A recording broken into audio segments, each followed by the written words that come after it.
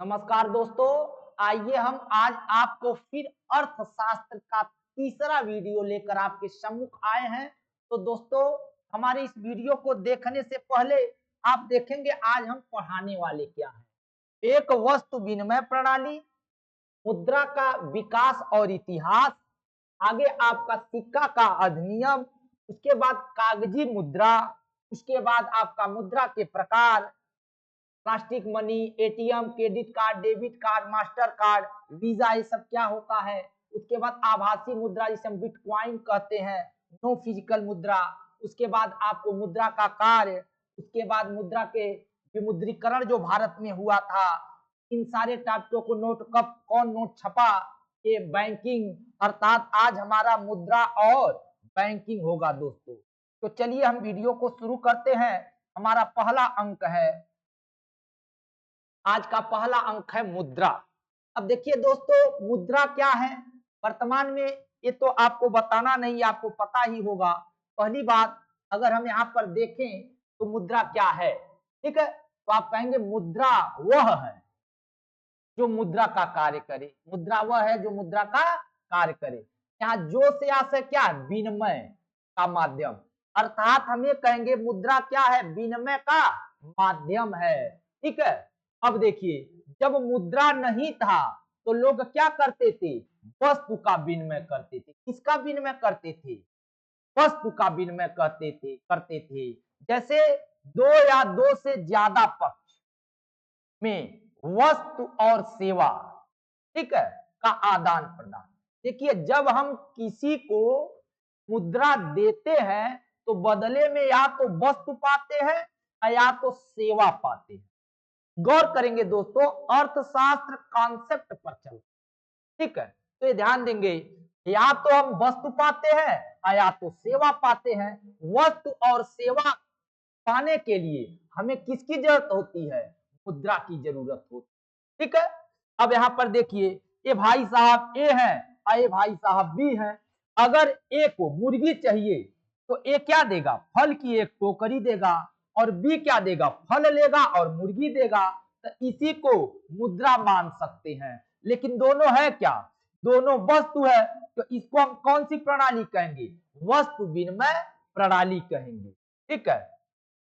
अब थोड़ा सा यहां गौर करेंगे। देखिए, वस्तु विनिमय प्रणाली का मतलब ये होता है, यदि हम प्राचीन काल में जाएंगे, प्राचीन काल में मुद्रा जो होता था, मुद्रा, ठीक है। अब प्राचीन काल में एक आ जाएगा निष्क, क्या जाएगा, निष्क या सुवर्ण, सुवर्ण, ठीक है। और दूसरा मुद्रा क्या जाएगा, दूसरा मुद्रा हमारा आ जाएगा वृषभ, वृषभ या मोहर, मोहर। और तीसरा हो जाएगा आहत, आहत मुद्रा, आहत मुद्रा, ठीक है। अब देखिए, निष्क जो होता था, निष्क सुवर्ण वैदिक काल में प्रयोग होता था। कब, वैदिक काल में। वैदिक काल में मुद्रा का माध्यम क्या होता था, निष्क या सुवर्ण। और वही वृषभ या मोहर ये सिंधु घाटी सभ्यता, सिंधु घाटी, सिंधु घाटी सभ्यता, अर्थात मेरे दोस्तों सिंधु घाटी सभ्यता के जो लोग थे वृषभ का प्रयोग करते थे। आहत मुद्रा वह होता है जिस पर अंक, अंक या छपाई न हो, छपाई न हो, ठीक है। तो जिस पर क्या न हो, छपाई न हो दोस्तों, ठीक है। तो ये ध्यान देंगे। अब देखिए, कहने का मतलब वैदिक काल में लोग मिक्स सुवर्ण, और यदि सिंधु घाटी में जाएंगे तो मोहरे मिली है, और उस मोहरों में विशेषकर मछली, सबसे ज्यादा मछली और वृषभ, पशुपति और भी चीजें प्रयोग होते थे। लेकिन अब देखिए मुद्रा का विकास का इतिहास, ठीक है। उससे पहले हम देखेंगे, देखिए, एक वस्तु विनिमय प्रणाली है, एक वस्तु मुद्रा है, एक धात्विक मुद्रा है और एक कागजी मुद्रा है। अर्थात मुद्रा, जैसे वस्तु मुद्रा में क्या होता है, वस्तुओं का आदान प्रदान होता है, और वस्तु मुद्रा में एक और क्या होता है, हाथीदास, जिसकी सीमाएं लिमिट होती थी। और धात्विक में सोना हो सकता है, चांदी हो सकता है, तांबा, तांबा हो सकता है, पीतल हो सकता है, पीतल, ठीक है, टीन हो सकता है, शीशा हो सकता है, शीशा। अब आपको पता है, ये जो शीशे का सिक्का, शीशे का सिक्का कौन चलाया था? तो आप पता होगा दोस्तों, शीशे का सिक्का सातवाहन। किसने? सातवाहन। सातवाहन वंश ने। किस वंश ने? सातवाहन वंश ने शीशे का सिक्का चलाया। और यही बात यदि टीन की जाए तो टीन का सिक्का कौन चलाया था? तो तुगलक। तुगलक, जिसे हम कहेंगे मोहम्मद बिन तुगलक। तुगलक, मोहम्मद बिन तुगलक। उसी तरह से पीतल, पीतल का मुद्रा, ये भी मोहम्मद बिन तुगलक। बिन तुगलक, ठीक है, तुगलक, ठीक है। और वही बात की जाए तांबे की, तो तांबा, सोना और चांदी, ये तीनों किसके समय? इल्तुतमिश के समय। इल्तुतमिश के समय। किसके समय? इल्तुतमिश के समय। ये भी जानकारी रखेंगे दोस्तों, जीके में बनता है, ठीक है। लेकिन इसे जानने से पहले थोड़ा सा मुद्रा का इतिहास जानते हैं। अब यहां ध्यान देंगे,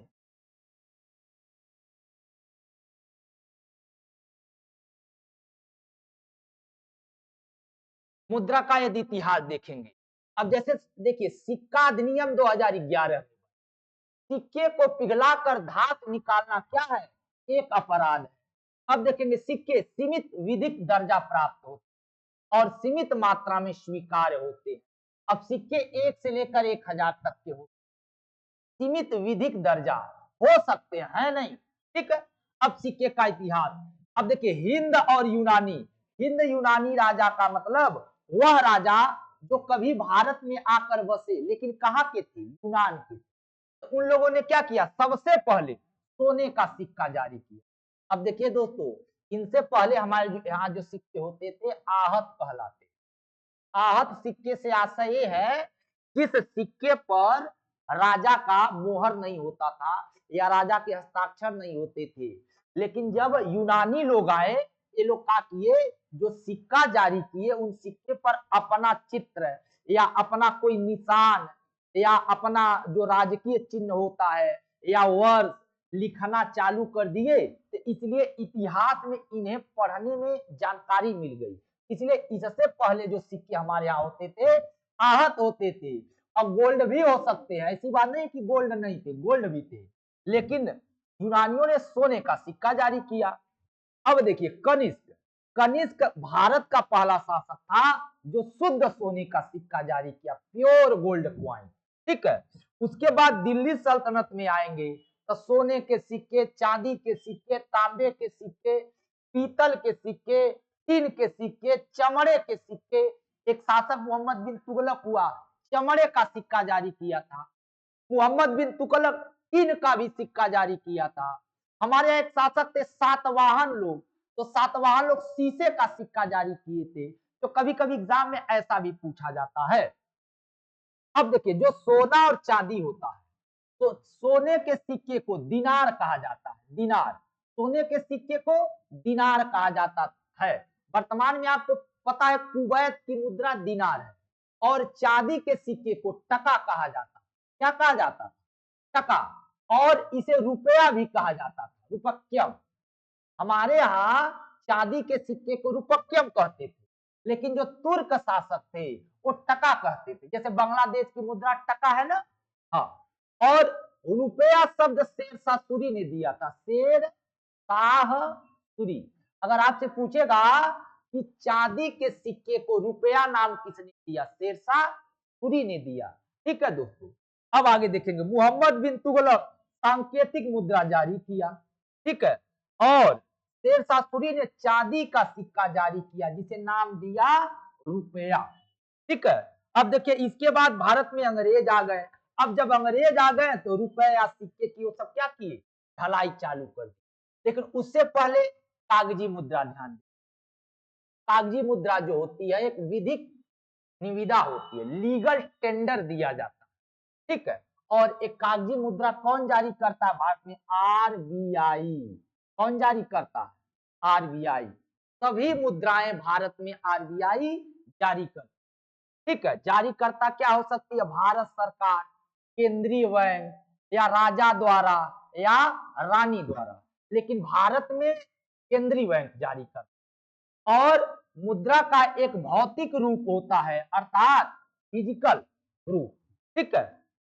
अब देखिए लीगल टेंडर खत्म कर सकती है, जैसे सन 2000 का नोट बंद कर दिया गया, किसके कारण? काला धन के कारण और कर चोरी के कारण। नेक्स्ट आगे देखते हैं। अब देखिए मुद्रा के प्रकार, एक होता है सख्त मुद्रा, मुलायम मुद्रा, गरम मुद्रा, प्लास्टिक मुद्रा, आभासी मुद्रा। ठीक, अब देखेंगे सख्त मुद्रा क्या है? ऐसी मुद्रा जो आसानी से उपलब्ध न हो, ऐसी मुद्रा जो आसानी से उपलब्ध न हो, मांग ज्यादा हो अर्थात हाई डिमांड हो, आपूर्ति कम हो, जैसे डॉलर, यूरो, दिनार। जब डॉलर कमाना होगा तो डॉलर की मांग बहुत ज्यादा है दुनिया में, लेकिन आपूर्ति कम है। उसी तरह से यूरो की मांग बहुत ज्यादा है, आपूर्ति कम है, अर्थात डिमांड ज्यादा है और सप्लाई कम है। डिमांड ज्यादा है और सप्लाई कम है। विकसित देशों की मुद्राएं डॉलर, यूरो, दिनार, येन, ठीक है, ये सभी हार्ड करेंसी कहलाती है। उसी तरह से मुलायम मुद्रा, ऐसी मुद्रा जो आसानी से उपलब्ध हो जाए, अर्थात मांग कम है, आपूर्ति ज्यादा है। ठीक, अर्थात डिमांड ज्यादा है, सॉरी डिमांड कम है, सप्लाई ज्यादा है। विकासशील देश, विशेषकर जैसे आप अपने पड़ोसी देश नेपाल में जाइए, ठीक है, तो नेपाल में आपको आसानी से रुपए मिल जाते हैं। हालांकि काम के बदले मिलेंगे, नहीं चाहे फ्री में मिल जाएंगे, लेकिन नोट ज्यादा रहेंगे क्योंकि उनकी वैल्यू कम रहेगी। उसी तरह से गरम मुद्रा, गरम मुद्रा जिसका पलायन क्षमता बहुत ज्यादा होती है, जो मुद्राएं की पलायन क्षमता बहुत ज्यादा होती है, जिसकी तरलता अधिक होती है, जैसे डॉलर। ठीक है, अर्थात विकसित देशों में डॉलर, डॉलर हार्ड करेंसी भी है और डॉलर क्या है? गरम मुद्रा भी है। अब भाई इसका मार्केट गरम है। ठीक, उसी तरह से प्लास्टिक मुद्रा क्या होता है? अब देखिए प्लास्टिक मुद्रा में क्या आ सकता है? एटीएम कार्ड आएगा। क्या आ जाएगा? एटीएम। ठीक है, अब एटीएम कार्ड का मतलब देखिए, एटीएम का फुल फॉर्म जा रहा है ऑटोमेटेड टेलर मशीन। अब एटीएम कार्ड को दो तरह से रखेंगे, एक रहेगा क्रेडिट और एक होगा डेबिट।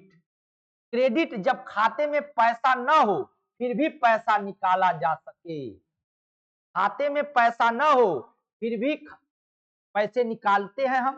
ठीक है, 30 से 45 दिन की विंडो होती है, इस दौरान ब्याज नहीं लगता है। ठीक है, अर्थात एक क्रेडिट कार्ड मिलता है। और डेबिट, खाते में पैसा होने चाहिए तभी निकाला जा सकता है। तो क्रेडिट कार्ड और डेबिट कार्ड। ठीक है, आगे देखेंगे ये जो डेबिट कार्ड है, हम इसको वीजा कार्ड है, मास्टर कार्ड है, रुपे कार्ड है। अब देखिए वीजा क्या है? सबसे सामान्य डेबिट कार्ड है। उपयोग, वीजा का भुगतान स्वीकार करने वाले किसी भी स्थान पर इसका उपयोग हो सकता है। वही मास्टर कार्ड घरेलू और अंतरराष्ट्रीय उपयोग के लिए है। इसी तरह से रुपे कार्ड केवल भारत में स्वीकार्य है। ठीक है, और इसकी उपयोग क्या होती है? ऑनलाइन खरीदारी में, खुदरा दुकानों में आदि पर होती है। दोस्तों आगे ध्यान देंगे आभासी मुद्रा। आभासी मुद्रा का मतलब क्रिप्टो करेंसी। क्रिप्टो करेंसी क्या होती है? जिसकी फिजिकल एक्सीडेंस ना, सॉरी फिजिकल एक्सिस्टेंस ना हो, अर्थात जो मुद्रा आसानी से, कहने का मतलब हमारे पास वह मुद्रा पॉइंट के रूप में, जैसे बिटकॉइन जापान जारी किया। ठीक है, विधिक दर्जा देने वाला पहला देश अल सल्वाडोर है, अल सल्वाडोर, ध्यान रखेंगे। और सार्वभौमिक इसकी कोई पहचान नहीं होती है, ऑनलाइन खरीदारी में प्रयोग करता है और पर्यावरण पर कोई प्रभाव नहीं डालता है। ठीक है, और अधिक ऊर्जा का दोहन करता है, मशीनों का खर्च लगता है। तो कहने का मतलब यह आप कहो आ जाता